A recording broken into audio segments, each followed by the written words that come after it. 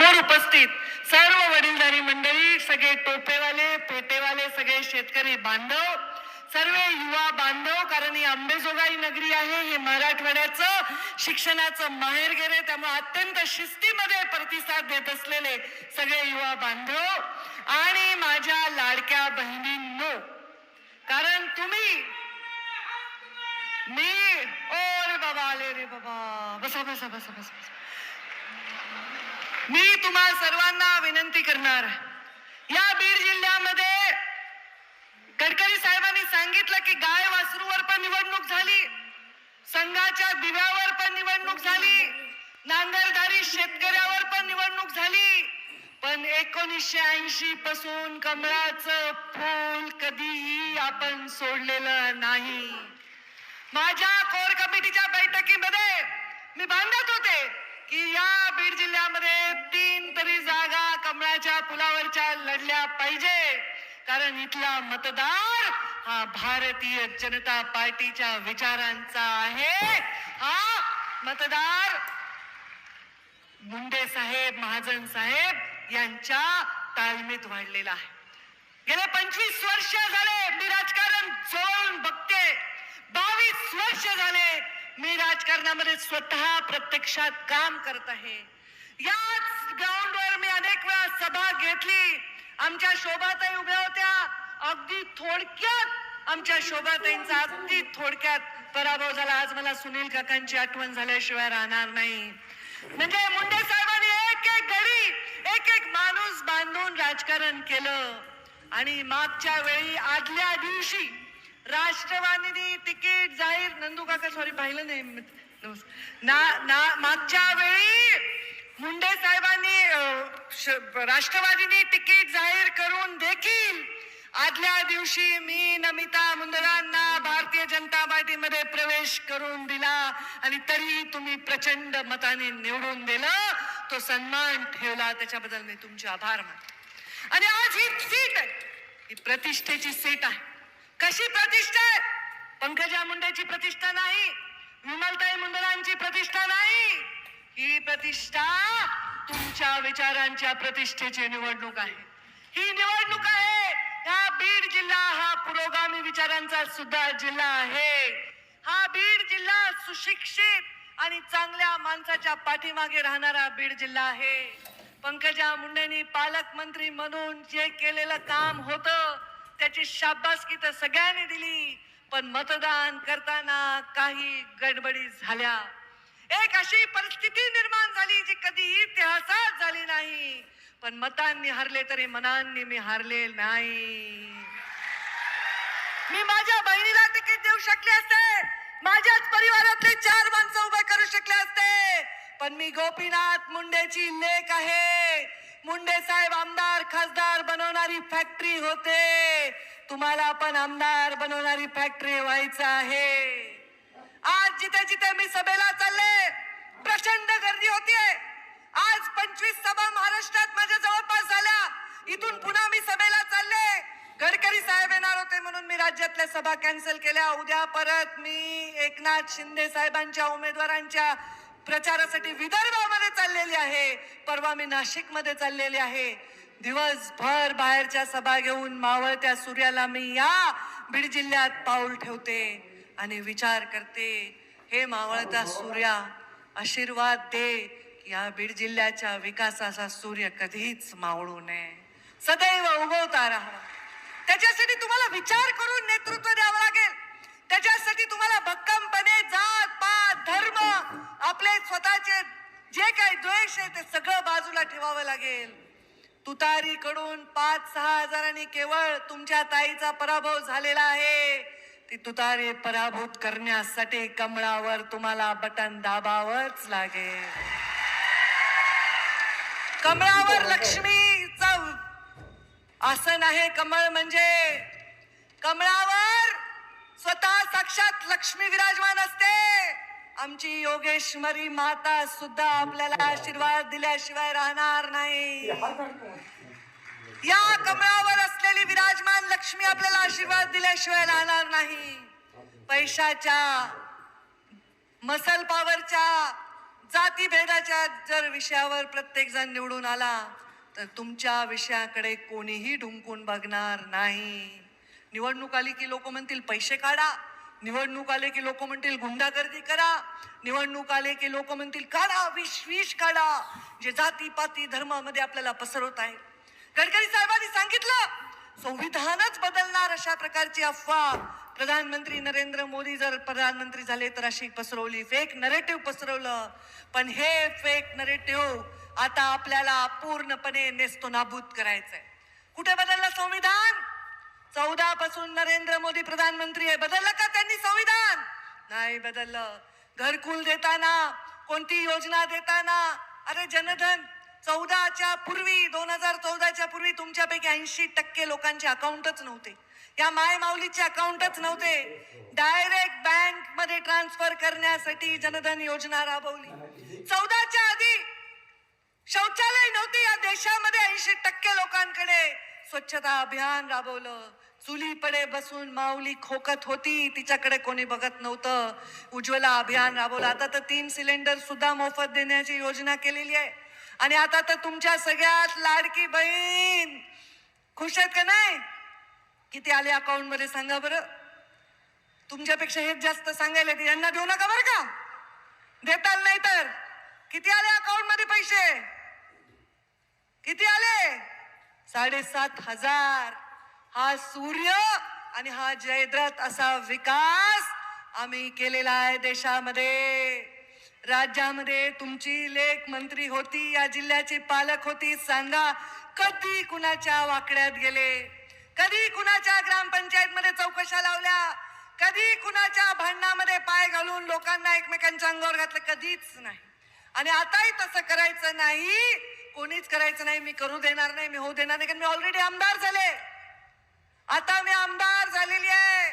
पहिले फक्त परळीचे आमदार होते, आता मी केसची पण आमदार आहे. आता मी माजलगावची पण आमदार आहे. मी आता आष्टीची पण आमदार आहे. कारण मी आता विधानसभेला ज्यांना निवडून दिले, नमिता मुंदडा माझ्या मतदार आहेत.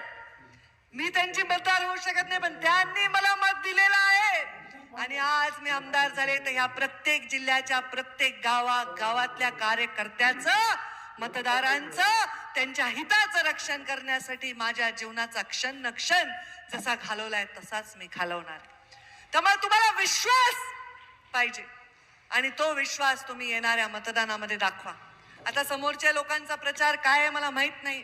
देशात आमचं सरकार आहे, राज्यातही आमचं सरकार आहे, येणारे आमचं सरकार आहे.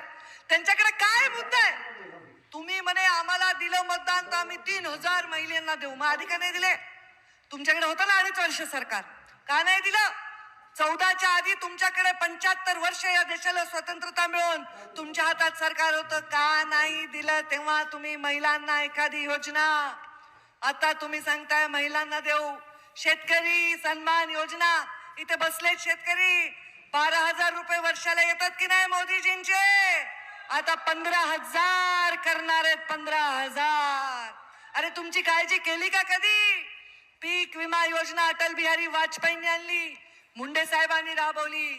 त्याच्यानंतर तुमच्या लेकीनी ही योजना राबवली. किती विमा दिला रे? बक्कळ विमा, प्रत्येकाच्या अकाउंट मध्ये बक्कळ पैसे. हे जर तुम्हाला आता पाहिजे असेल तर तुम्हाला विकासाचा दृष्टी समोर ठेवून मतदान कर. सगळं विसरून जा. मी विसरले, तुम्ही विसरा. माफ करणाराच राजा असतो, बदला घेणारा राजा होऊ शकत नाही.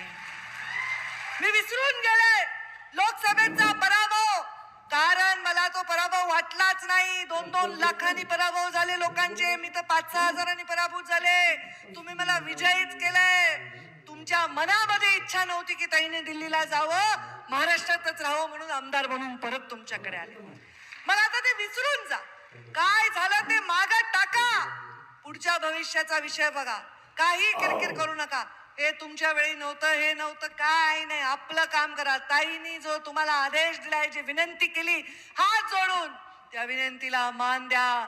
तुम्ही मला मान दिला तर मी मानच तुम्हाला देईन, हा विश्वास तुम्हाला देते. आणि तो मान नमिता मुंदडा आमदार म्हणून देतील, त्यांच्याकडून तुम्हाला तो मिळेल, हे सुद्धा आश्वासन मी तुम्हाला या निमित्ताने देते.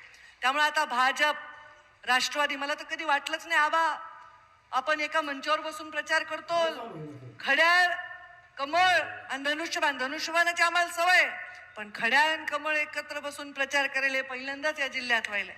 प्रयोग झाला लोकसभेला, पण पहिल्यांदाच व्हायलाय. चला, राजकारणात वेगवेगळे प्रयोग होत असतात, पण ह्या प्रयोगांना यशस्वी करण्यासाठी काम करा. एखादा माणूस एखाद्या व्यक्तीला निवडून देण्यासाठी काम केला तर ते सकारात्मक काम आहे. ते एखाद्याला आपण निवडून नाही देऊ शकत, पण उगीच पाडायसाठी काम करण्याची आता प्रवृत्ती आपल्याला नकोय. आपण सर्वांनी नमिता मुंदडांना विजयी करा. मी नमितालाही दत्तक घेते आणि मतदारसंघ तर माझा दत्तकच आहे. तुमचं हितही दत्तक घेते. तुमच्या मंचावर बसणाऱ्या कोणाचंही आणि समोर बसणाऱ्या कोणाचंही नुकसान होणार नाही, ही माझी जबाबदारी. पण मला सांगा, महाराष्ट्रभर पंकजाताई चालल्यात. प्रत्येक जण मला म्हणते, ताई तुमची सभा झाली, आमची सीट पक्की. ताई तुमची सभा झाली, आमचे प्रभारी रोज फोन करतात, पंकजा यहाँ गई, पंकजा वहां गई. सगळे रिपोर्टिंग मोदी पर्यंत चाललेत. किती गर्दी व्हायली सभेला, किती राज्यामध्ये सभा होत आहेत. 25 सभा झाल्या, 50 झाल्या, त्याच्यातले असे निकाल येतील. मग माझ्या जिल्ह्यात घोळ करायचं का नेहमी? आपण करायचं का? नाही ना करायचा. मग ह्या केजची सीट माझी आहे. मी मागच्या वेळी पण केज मध्ये निवडून आणली, 14ला, 19लाही निवडून आणली. आणि मी निवडून आणल्यानंतर त्यांची ताकद आपली ताकद मिळून जास्त मतांनी आपल्याला यावेळी नमिता मुंदडांना निवडून द्यायचं. आता काही चिंता करू नका, उसाचा वगैरे विषय वगैरे असा एवढा होईल, पण मी तुम्हाला एक गुड न्यूज देणार आहे आज. एक गुड न्यूज. या उसाचा विषयाची चिंता करायची नाही. 14 तारखेला वैद्यनाथ कारखान्याचं जे काही झालंय तिथे कारवाई झाली. माझ्या चांगला चाललेला कारखाना बंद पडला, माझ्यावर रेड झाली, माझ्याच कारखान्याला मदत नाही मिळाली, हे सगळं जगासमोर आहे. पण ईश्वराची, योगेश्वरी मातेची, माझ्या वैद्यनाथाची आणि माझ्या बाबांची कृपा आहे की त्या कारखान्याचा विषय मार्गी लागला. मी नेहमी म्हणायचे, कारखाना माझा राहू न राहू, कारखाना चालला पाहिजे. मला काय करायचंय, मला कारखान्यातून काही पेट्रोल भरायचं नाही माझ्या गाडीत, मला काही गेस्ट हाऊसवर जाऊन जेवण करायचं नाही, मला काय करायचं नाही कारखान्यातून, मला कारखान्यातून काही पोसायचं नाही, मला फक्त सामान्य माणसाचं हित करायचंय. कारखान्याचा विषय कोणीही चिंता करायची गरज नाही. वैद्यनाथ कारखान्याचा DRT मधून निर्णय झालेला आहे. त्या बँकांनी निर्णय घेतलेला आहे. त्या निर्णयाला अनुमोदन देणं हे माझं कर्तव्य होतं. ते झालंय. 14 तारखेला रोलरचं पूजन आहे आणि 25 नोव्हेंबरला मोडी टाकण्याचा कार्यक्रम आहे. परळी मतदार संघ जेव्हा आमच्या भावाला आम्ही दिला, म्हणजे ते निवडूनच आले होते, सिटिंग आमदारच होणार होते, पण तेव्हा माझ्या मनात वाटलं आपण ह्या परळीला आता म्हणजे थोडं वेगळं नातं राहिलंय.